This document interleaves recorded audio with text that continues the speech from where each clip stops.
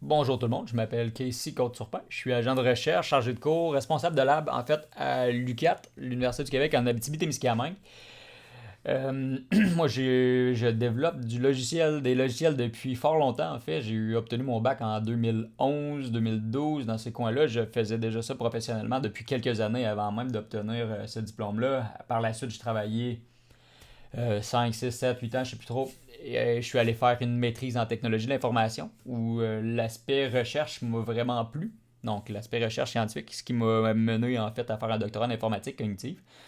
Donc, développement de logiciel, c'est quelque chose que je connais plutôt bien. J'en fais encore, même si je suis dans le milieu académique, j'en fais encore quotidiennement. Donc, c'est pour ça que je suis là devant vous pour vous donner cette formation-là. La partie qui nous concerne en ce moment, c'est l'architecture logicielle. L'architecture logicielle, c'est quoi? C'est la modélisation de nos systèmes par un langage graphique, finalement. Donc, on va utiliser des box, on va utiliser des liens, on va faire des flèches, on va essayer de faire un peu du mind mapping de façon très structurée et très logique pour nous permettre d'avoir une visualisation du système en un coup d'œil, en fait, de pouvoir comprendre comment le logiciel fonctionne grosso modo très, très, très rapidement. L'origine de ça tient en fait de l'espèce d'explosion des langages orientés objets. En fait, aujourd'hui, c'est très très rare qu'on ne fonctionne pas en développement orienté objet. Euh, donc, tout ce qu'on faisait, c'est qu'on développait un peu à l'improviste. Malheureusement, il y a encore beaucoup d'entreprises qui, même en utilisant l'orienté objet, travaillent beaucoup à l'improviste. Ce que ça fait, en fait, quand on n'a pas des bonnes connaissances en architecture logicielle, c'est qu'on développe généralement de façon très chaotique. Développer de façon chaotique, ça apporte de la frustration chez les devs, ça apporte de la frustration chez le client et ça apporte de la frustration chez l'entre-deux, donc le représentant qui va faire le lien entre le dev et le client. Et c'est une problématique qui est assez importante encore aujourd'hui en développement logiciel. Et je vous parle de développement logiciel au sens large, que ce soit le web, que ce soit les applications mobiles, que ce soit vraiment le software engineering traditionnel, disons-le comme ça, pour les PC.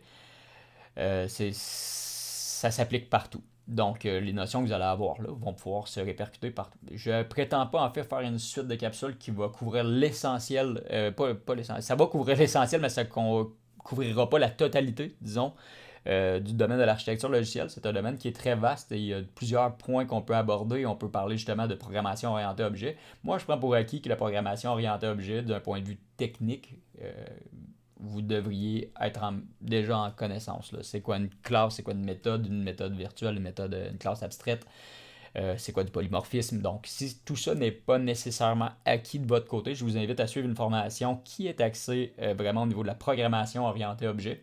Il va y avoir des liens qui vont être faits. Donc, si vous n'avez pas cette base-là assez solide, vous allez probablement manquer des bouts. Peut-être que vous ne le réaliserez pas en suivant cette série de capsules-là, mais vous allez manquer des bouts importants là, par rapport à la modélisation de vos systèmes.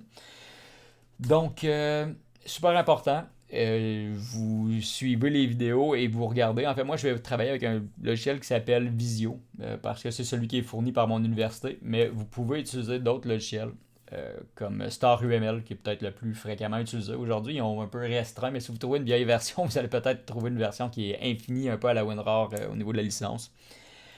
Je vais aussi vous donner des sources.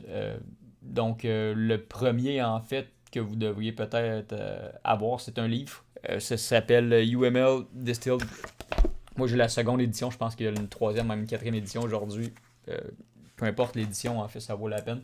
Et il y en a un plus gros que je vous partagerai peut-être dans les capsules plus avancées, qui parle aussi de gestion de projet, parce qu'il y a évidemment un gros lien, en fait, entre l'architecture logicielle et la gestion de projet. Donc, suivez-moi et on va partir dès la prochaine capsule pour le concret de la chose de l'architecture logicielle.